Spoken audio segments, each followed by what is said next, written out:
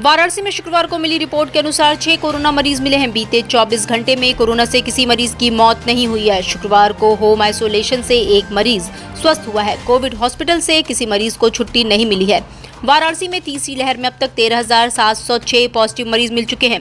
इनमें से 13,658 लोग स्वस्थ हो चुके हैं, जबकि एक्टिव केसों की संख्या 35 है। लालपुर पांडेपुर थाना क्षेत्र के एक रिहायशी अपार्टमेंट की छत से गिरकर दिल्ली से आए कार ड्राइवर की मौत हो गई। संदिग्ध परिस्थितियों में युवक के नीचे गिरने से हड़कंप मच गया। फौरन पुलिस को सूचना दी गई। मौके पर पहुंची पुलिस ने मौके पर जांच के बाद फॉरेंसिक टीम को मौके पर बुलाई और साक्ष्य इकट्ठा करवाने के बाद शव को कब्जे में लेकर मर्चरी के लिए भिजवा दिया। कार ड्राइवर दिल्ली से गाजीपुर के व्यवसायी अनिल यादव को लेकर आया था, जो इसी रिहायशी अपार्टमेंट में रहते हैं। फिलहाल पुलिस ने मृतक के परिजनों को सूचना दे दी है। नगर आयुक्त प्रण सिंह ने गुरुवार को शहर के कई इलाकों में साफ सफाई की व्यवस्थाओं को लेकर निरीक्षण किया। इस दौरान काशी के सभी गंगा घाटों के नाविकों द्वारा गंगा नाव में परिचालन के संबंध में प्रभारी अधिकारी पीके द्विवेदी को ये निर्देश दिया कि 15 जून तक प्रत्येक नाव का सर्वे कराते हुए सुनिश्चित करा लिया जाए कि सभी नाव में सीएनजी इंजन हर हाल में लगा हो। डीजल व पेट्रोल से कोई भी नाव का परिचालन नहीं होगा। अगर ऐसा नहीं हुआ तो जुलाई अगस्त के माह में सीएनजी इंजन नहीं लगने पर पूर्ण रूप से नाव को प्रतिबंधित कर दिया जाएगा। निरीक्षण के दौरान नगर आयुक्त ने 80 मोहल्ले में डुमराव गांव कॉलोनी में पार्क का जायजा लिया। उक्त पार्क के बाउंड्री वॉल से सटा कुछ मलबा पड़ा हुआ पाया गया, जिसे तत्काल हटाए जाने का अधिशासी अभियंता अरविंद श्रीवास्तव को निर्देश दिया गया। काशी हिंदू विश्वविद्यालय के कुलपति के नाम से अज्ञात नंबर से फैकल्टी मेंबर्स और कर्मचारियों को फर्जी संदेश भेजे जा रहे हैं। इस बात की जानकारी विश्वविद्यालय के पीआरओ राजेश सिंह ने विश्वविद्यालय के ट्विटर अकाउंट पर साझा की है। बीएचयू पीआरओ के ऑफिशियल अकाउंट पर जानकारी साझा करते हुए पीआरओ राजेश सिंह ने लिखा है कि ऑनलाइन खरीदारी करने के लिए एक अज्ञात नंबर से कुलपति प्रोफेसर सुधीर के जैन के नाम से बीएचयू संकाय सदस्यों और कर्मचारियों को फर्जी संदेश भेजे जा रहे हैं। ये एक जाल है, कृपया सतर्क और जागरूक रहें।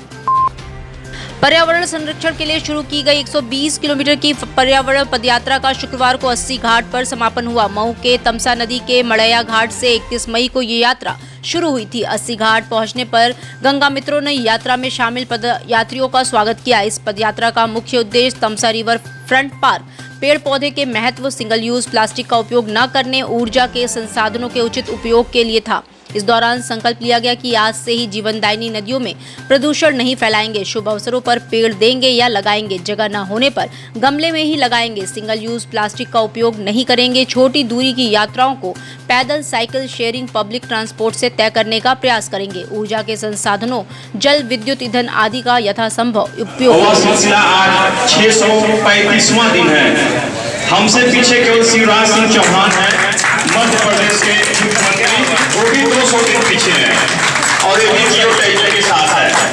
और शायद ही पर्यावरण के लिए पद यात्रा 40 डिग्री सेंटीग्रेड पे कोई शिक्षक पूरे उत्तर प्रदेश में किया हो। इसका मुख्य उद्देश्य केवल यही था कि अगर हम आज नहीं चेते, ग्लोबल वार्मिंग चाहे जो क्लाइमेट चेंजेस हो रहे हैं, वह पृथ्वी जो टेम्परेचर बढ़ रहा है। समाजवादी पार्टी के अध्यक्ष अखिलेश यादव और एआईएमआईएम के अध्यक्ष ओवैसी सहित 7 नामजद और 2000 अज्ञात पर मुकदमा दर्ज करने की याचिका की पोषरिता पर शुक्रवार को सुनवाई हुई। वाराणसी न्यायालय में अपनी मांग लेकर वादी पक्ष आज वाराणसी के एसीजेएम 3 नितेश सिन्हा की कोर्ट में पेश हुआ। आज इस मामले की पोषरिता पर सुनवाई होनी थी। 10 मिनट में ही एसीजेएम 3 नितेश सिन्हा इस मामले की अगली तारीख 14 जून तय कर दी है। कोर्ट ने आदेश दिया है कि प्रकरण से संबंधित आवेदन पत्र एसीजेएम 5 उज्जवल उपाध्याय की अदालत में दाखिल किया गया था। लिहाजा सुनवाई की अगली डेट पर वादी एसीजेएम 5 की कोर्ट में ही पेश हो। वादी हरिशंकर पांडे का आरोप है कि प्रतिवादियों ने सनातन धर्मियों की धार्मिक भावना को आहत किया है। महात्मा गांधी काशी विद्यापीठ में मेगा जॉब फेस्ट का आयोजन 4 और 5 जून को किया जाएगा। इसमें 55 से अधिक कंपनियां युवाओं को रोजगार उपलब्ध कराएगी। जॉब फेयर में काशी विद्यापीठ के छात्र निःशुल्क भाग ले सकेंगे और बाहर के प्रतिभागी को 200 रुपए देकर के पंजीकरण अपना करा सकेंगे। सभी अभ्यर्थी सबसे पहले अपना रजिस्ट्रेशन सुनिश्चित करें। इंटरव्यू के लिए आने वाले अभ्यर्थी 4 और 5 जून को प्रातः 11 बजे टिकट काउंटर से अपना हॉल टिकट लेना होगा। बिना हॉल टिकट के किसी भी अभ्यर्थी को साक्षात्कार में सम्मिलित होने का अवसर नहीं प्रदान किया जाएगा। सभी अभ्यर्थियों को अपने रिज्यूमे की 10 कॉपियां साथ लानी होंगी। यूपी पुलिस महिला शक्ति अभियान के तहत छात्राओं को सशक्त कर रही है। वहीं इसमें शिक्षण संस्था भी आगे आकर पहल कर रहे हैं। इसी क्रम में महात्मा गांधी काशी विद्यापीठ में कल से शुरू होने वाले जॉब फेयर के पहले विश्वविद्यालय कैंपस में जगह जगह एंटी रोमियो पेटिका लगाई गई है जिसमें छात्राएं अपने साथ हुए किसी भी घटना के बारे में लिखित शिकायत के साथ ही साथ उस पर अंकित नंबर पर फोन करके दे सकती हैं।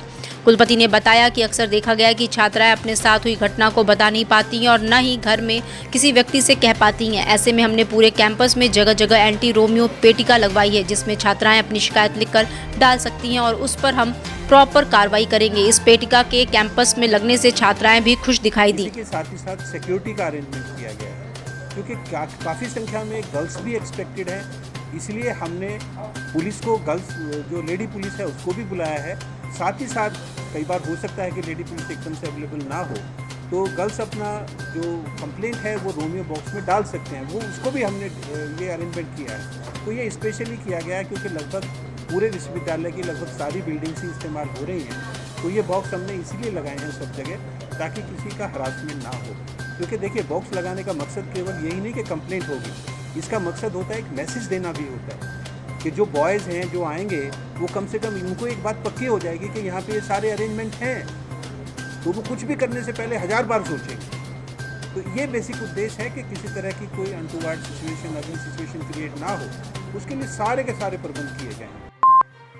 स्वामी अविमुक्तेश्वरानंद के द्वारा पुलिस को शनिवार को ज्ञानवापी परिसर के अंदर सील क्षेत्र में पूजा करने जाने की पत्र लिखकर अनुमति मांगी गई थी। DCP Kashi zone RS Gautam ने इस संबंध में किसी भी तरह की अनुमति नहीं देते हुए कानून के उल्लंघन पर सख्त कार्रवाई की चेतावनी दी है। शनिवार को श्री विद्या मठ के पीठाधीश्वर स्वामी अविमुक्तेश्वरानंद ने शनिवार 4 जून को शंकराचार्य स्वामी स्वरूपानंद सरस्वती के आदेश के क्रम में ज्ञानवापी परिसर में मिले आदि विश्वेश्वर की पूजा अर्चना करने की बात का ऐलान किया था।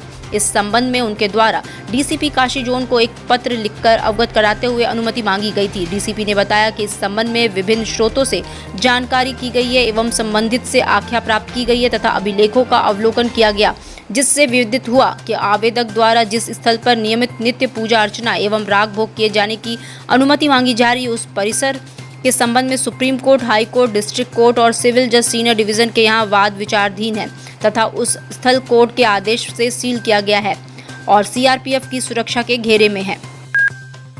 हर मंच से अपने संसदीय क्षेत्र वाराणसी का जिक्र करने वाले प्रधानमंत्री ने लखनऊ में इंदिरा गांधी प्रतिष्ठान में शुक्रवार को यूपी इन्वेस्टर समिट की ग्राउंड ब्रेकिंग सेरेमनी के उद्घाटन के बाद उपस्थित उद्यमियों के सामने अपने काशी के बारे में बोलते हुए कहा कि मैं काशी का सांसद हूं, इसलिए इतना चाहूंगा कि कभी समय निकालकर मेरी काशी देखकर आइए। काशी बहुत बदल गई है। विश्व की ऐसी नगरी अपनी पुरातन सामर्थ्य के साथ नए रंग रूप में सज सकती है। ये उत्तर प्रदेश की ताकत का जीता जागता उदाहरण है। बता दें कि इस यूपी इन्वेस्टर समिट की ग्राउंड ब्रेकिंग सेरेमनी @3.0 के उद्घाटन के अवसर पर उद्योगपति गौतम अडानी ने राज्य में 70,000 करोड़ रुपए का निवेश करने का ऐलान भी किया है। डिजिटल इंडिया का digital new platform live VNS पिछले 7 वर्षों से बनारस की सेवा में। पाइए बनारस के कोने कोने की खबर निष्पक्षता के साथ। लाइव VNS से बनारस की ताज़ा तरीन खबरों के लिए प्ले स्टोर से डाउनलोड कीजिए लाइव VNS ऐप या फॉलो कीजिए लाइव VNS को सोशल मीडिया पर।